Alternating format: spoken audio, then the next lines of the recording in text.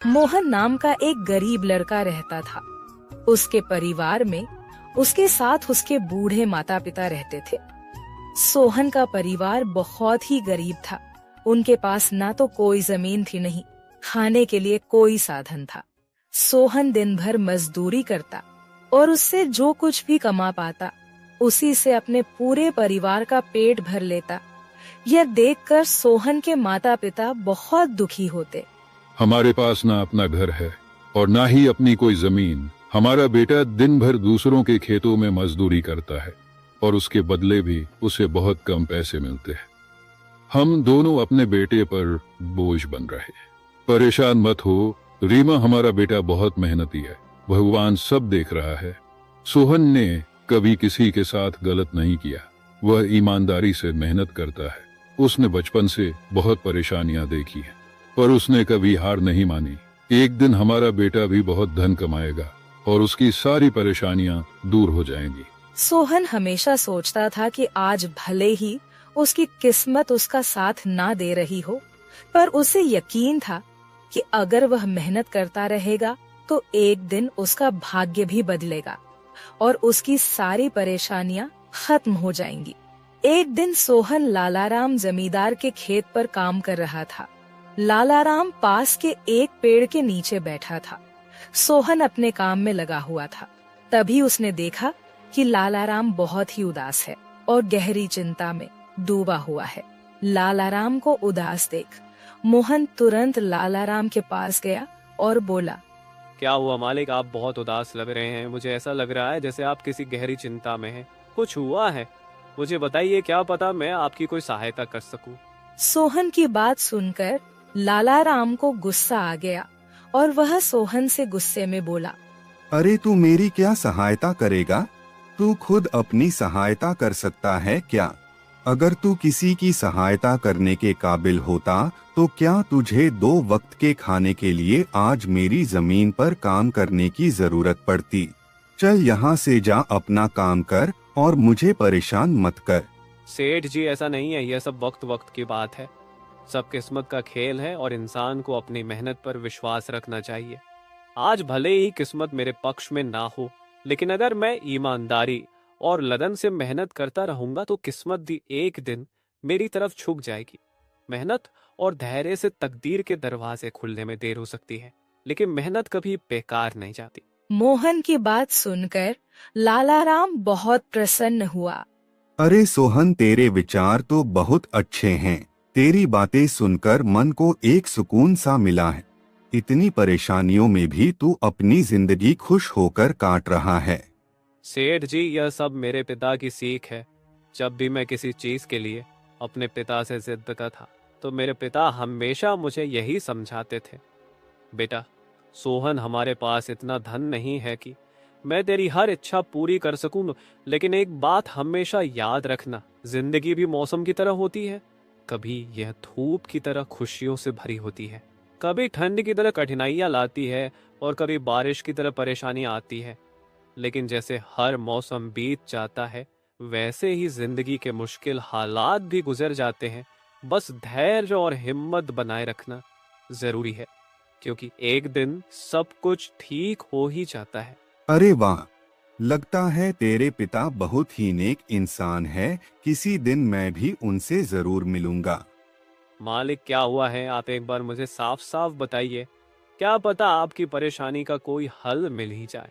अरे सोहन, मैं एक बहुत बड़ी परेशानी में फंस गया हूँ। मुझे अपनी परेशानी का कोई भी हल नजर नहीं आ रहा है। सेठ जी, एक बार मुझे बताइए, तो क्या पता आपकी परेशानी का कोई हल निकल ही जाए। सोहन, हमारे गांव में मेरे पिता की एक पुश्तैनी जमीन थी जो काफी पीढ़ियों से हमारे पास थी। उस पर मेरा और मेरे भाई का हक है, पर हमारे गांव के ही 2 बाप बेटों ने उस पर कब्जा कर लिया है।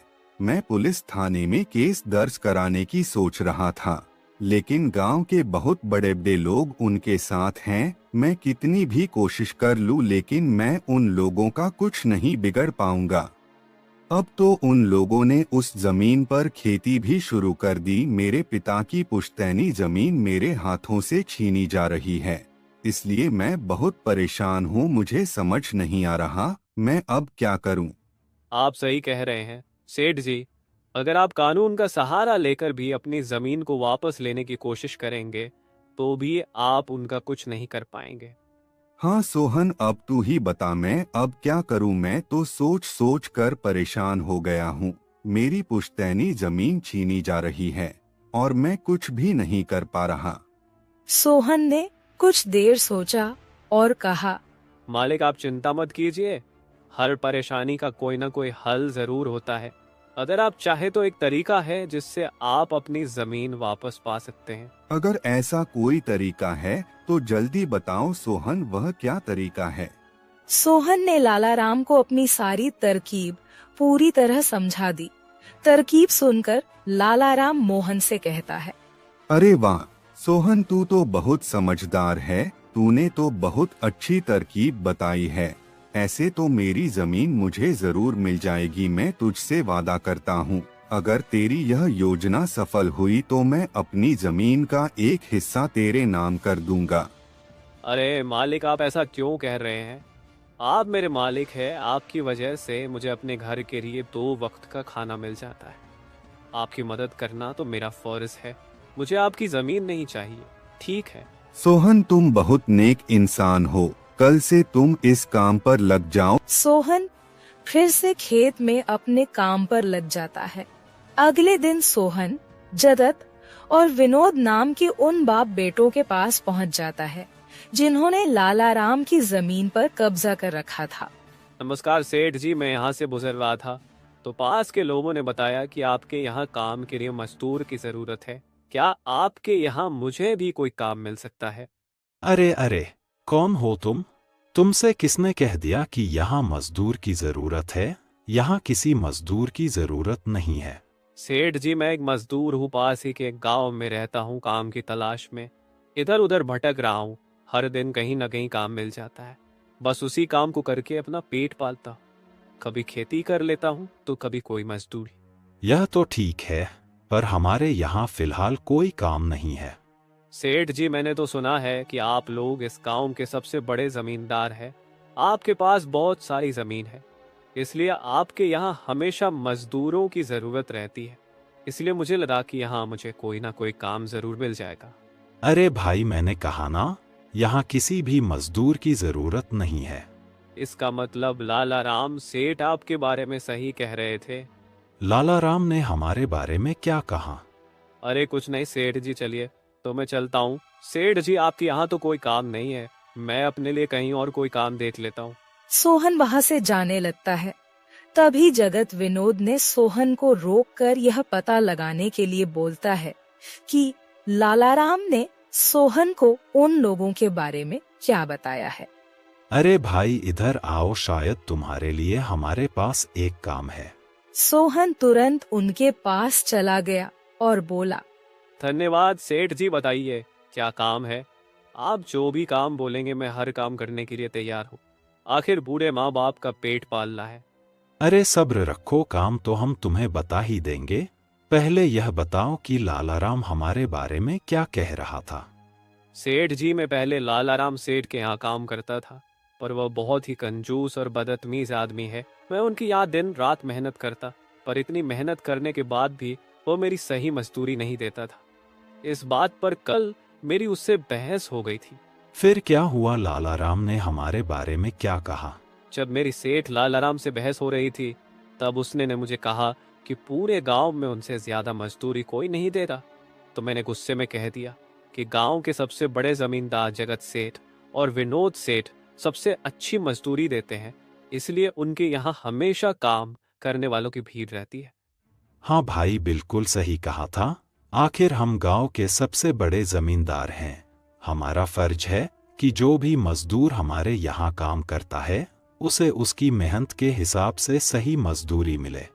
वाह सेठ जी, आपने बहुत अच्छी बात कही। लालाराम सेठ कभी भी आपकी बराबरी नहीं कर सकता, वह तो शायद आपके जितना भी नहीं सोच सकता। जगत और विनोद सोहन की चापलूसी भरी बातों में आ जाते हैं और उसे अपने यहाँ काम पर रख लेते हैं। चलो अब काम की बात करते हैं। तुम एक अच्छे इंसान लगते हो, हमें अपने खेत पर काम करने के लिए तुम्हारे जैसे ही एक मजदूर की जरूरत है।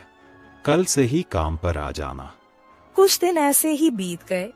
एक दिन जगत अपने बेटे विनोद से बोला, विनोद बेटा, यह सोहन तो बहुत मेहनती है। यह अकेले ही 4 लोगों का काम कर देता है। अच्छा हुआ कि हमने इसे रोक लिया। हाँ पिताजी, आप सही कह रहे हो। सोहन बहुत मेहनती है। इसके जितना काम शायद ही कोई और करता होगा। ये पूरा दिन यहाँ काम पर अकेला लगा रहता है। सोहन की मेहनत ने जगत और विनोद का दिल जीत लिया। कुछ दिन और बीत गए। एक शाम जगत और विनोद अपने खेतों का दौरा कर रहे थे। जब वे अपने खेत पर पहुँचे तो देखा कि सोहन इतने देर तक भी काम कर रहा था। सोहन भाई, अब तो रात होने वाली है, तुम इतनी देर तक काम क्यों कर रहे हो?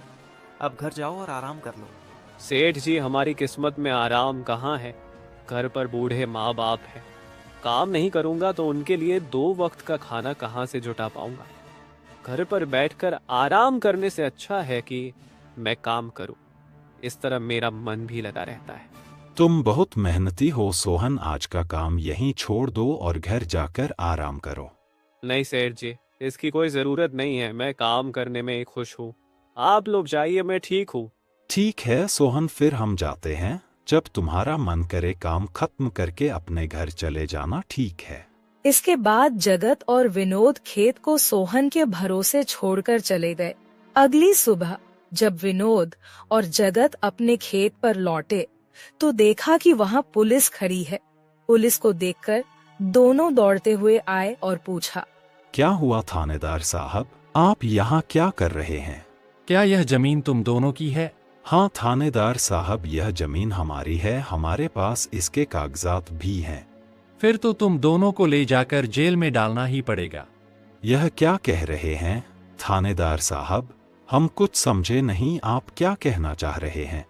अभी तुम दोनों बहुत अच्छे से समझ जाओगे। वह देखो तुम्हारी जमीन से क्या निकला है।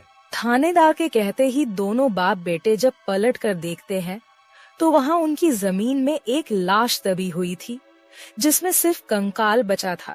यह देखकर दोनों बाप बेटे डर जाते हैं। थानेदार साहब, यह किसकी लाश है और यह हमारे खेत में कहाँ से आ गई? अब बहाने मत बनाओ। पहले लोगों को मारो, फिर उन्हें अपनी जमीन में गाड़ दो, और अब कह रहे हो कि यह क्या है? नहीं थानेदार साहब, हमें नहीं पता कि यह सब क्या है। यह लाश यहाँ कैसे आई, हमें कुछ नहीं पता। अब झूठ मत बोलो। अगर फांसी नहीं हुई तो कम से कम तुम दोनों को उम्र कैद की सजा तो जरूर मिलेगी। फांसी और उम्र कैद की बात सुनकर दोनों बाप बेटे डर गए और थानेदार के सामने गिड़गिड़ाने लगे। थानेदार साहब, हम इस लाश के बारे में कुछ नहीं जानते। हमें नहीं पता यह लाश किसकी है और इसे यहाँ कौन गाड़ कर चला गया। इस मामले से बचने के लिए दोनों ने कुछ तरकीब सोचनी शुरू की। तभी सोहन वहाँ आ जाता है। अरे सेठ जी, यह पुलिस यहाँ क्यों आई है? क्या हुआ है? सोहन देखो, पता नहीं कहाँ से हमारी जमीन में यह कंकाल आ गया है। मालिक, यह कंकाल यहाँ कहाँ से आ गया? ये तो बहुत गंभीर बात है। हाँ सोहन, पता नहीं यह कंकाल यहाँ कहाँ से आया है और थानेदार साहब को लगता है कि इसे हमने यहाँ मारकर गाड़ा है। अब तू ही कोई उपाय सोच जिससे हम इस परेशानी से बच सके। तीनों को आपस में खुसर फसर करते देख थानेदार ने कहा, अब कोई तरकीब मत बनाओ। तुम दोनों बाप बेटों में से कोई एक तो जरूर जेल जाएगा। अब तुम ही तय करो जेल कौन जाएगा।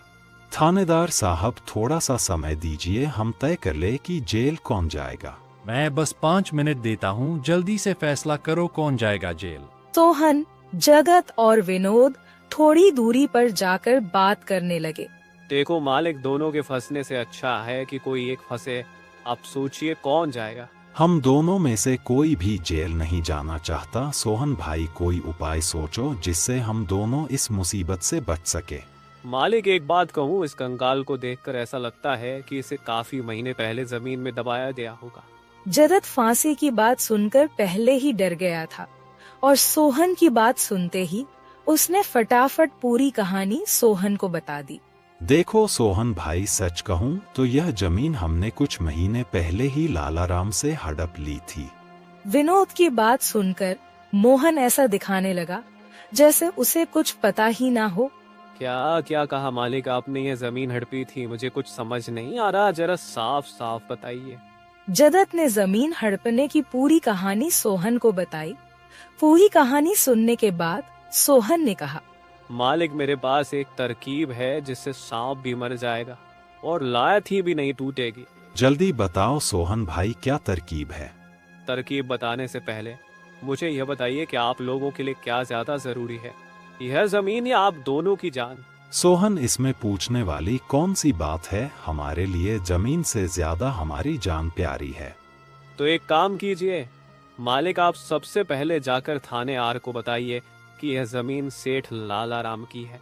आप उनसे बोलिए कि हमने तो कुछ महीने पहले ही यह जमीन बस काम करने के लिए उनसे ली थी, बाकी का काम मैं संभाल लूंगा। अरे सोहन, लेकिन इससे तो हमारी जमीन हमसे छिन जाएगी, फिर क्या होगा? नहीं मालिक, शायद आप मेरी तरकीब समझ नहीं पाए। जब आप थानेदार को बताएंगे कि यह जमीन सेठ लालाराम की है तो पुलिस किसे गिरफ्तार करेगी? सेठ लालाराम को। और जब लालाराम जेल चला जाएगा तब आप लोग फिर से जमीन पर कब्जा कर सकते हैं। इससे आप लोग भी जेल जाने से बच जाओगे और जमीन भी आपके ही के पास रहेगी। सोहन की तरकीब सुनकर दोनों बाप बेटे दंग रह गए। वाह सोहन भाई, तुम तो बहुत होशियार हो। आज तक तुमने हमें अपने काम से खुश किया था, अब तुम्हारी बुद्धि हमारी जान भी बचाएगी। इसके बाद तीनों थानेदार के पास गए और मोहन ने जो कुछ कहा था वही बात दोनों बाप बेटे थानेदार से कहने लगे। थानेदार साहब, यह जमीन हमारी नहीं है। हमने कुछ महीने पहले ही काम करने के लिए यह खेत लालाराम सेठ से लिया था। वह जब खुद फंस गए हो तो अब किसी और को फंसाकर अपनी जान बचाना चाहते हो ना? साहब, अगर आपको हमारी बात पर यकीन नहीं हो रहा तो आप सोहन से पूछ लीजिए। वह हमारे साथ बस कुछ दिनों से ही काम कर रहा है। इससे पहले वह सेठ लालाराम के यहाँ काम करता था। बोलो सोहन, यह जमीन किसकी है? थानेदार साहब, ये जमीन सेठ लालाराम की है। जगत सेठ और विनोद सेठ ने तो बस कुछ समय से इस जमीन पर खेती कराना शुरू किया है। सोहन की बात सुनकर थानेदार ने सोहन से कहा, सेठ लालाराम को बुलाने के लिए कहो। सोहन, तुम एक काम करो, जाओ और सेठ लालाराम को बुलाकर लेकर आओ। सोहन तुरंत जाकर सेठ लालाराम को बुला लेता है, परंतु लालाराम अपने साथ गांव के सरपंच को भी अपने साथ ले आता है। यहाँ क्या हो रहा है? यहाँ इतने लोग क्यों जमा है? देखिए सरपंच जी, इन दोनों की जमीन से एक कंकाल निकला है और अब यह लोग कह रहे हैं कि यह जमीन इनकी नहीं है बल्कि सेठ लालाराम की है। थानेदार ने सरपंच जी को पूरी कहानी सुना दी। अपने आप को फंसा देख जगत ने सरपंच से कहा, नहीं सरपंच जी, यह जमीन हमारी नहीं है। हम यहाँ बस कुछ समय से काम कर रहे हैं। आप हमारे मजदूर मोहन से पूछ लीजिए। हाँ थानेदार साहब, यह जमीन सेठ लालाराम की है। मैं कैसे मान लूं कि यह जमीन लालाराम की है? हमारे यहाँ का थानेदार तो कह रहा था कि इस जमीन पर कोई केस चल रहा है और इस जमीन पर तुम्हारा कब्जा था, और अब तुम कह रहे हो कि यह जमीन लालाराम की है। नहीं साहब, हमने लालाराम के साथ धोखा किया था। हम बस इस जमीन को हड़पना चाह रहे थे, लेकिन अब हमें यह जमीन नहीं चाहिए। अगर आप चाहें तो हम केस भी वापस ले लेंगे। थानेदार साहब, आप जाइए, बाकी का काम अब हम संभाल लेंगे। सरपंच के कहने पर थानेदार वहाँ से चला जाता है। सरपंच ने लालाराम से कहा, अब बताओ, यह कंकाल यहाँ कैसे आया? तुमने किसे मारकर यहाँ गाड़ा है? अरे साहब, यह तो नकली कंकाल है। इन दोनों ने मिलकर मेरी जमीन हड़प ली। मैंने और मोहन ने मिलकर यह तरकीब सोची थी ताकि इन दोनों से सच निकलवा सकें। लालाराम की बात सुनते ही दोनों बाप बेटों के पैर तले जमीन खिसक गई। यह हम दोनों की साजिश थी, इन लोगों के मुंह से सच निकलवाने के लिए। सोहन को इस योजना में शामिल देखकर दोनों बाप बेटों को समझ आ गया कि यह सब सेठ लालाराम और मोहन की मिली भगत थी। दोनों बाप बेटों के पास अपनी गलती मानने के सिवा कोई चारा नहीं था। हमें माफ कर दीजिए सरपंच जी, हम लालच में आ गए थे। हमें माफ कर दीजिए। हम आज के बाद यह गलती कभी नहीं करेंगे और यह जमीन भी सेठ लालाराम को वापस दे देंगे। जगत और विनोद दोनों सरपंच और सेठ लालाराम से माफी मांगने लगे। दोनों को इतना गिड़गिड़ा देख लालाराम ने उन्हें माफ कर दिया।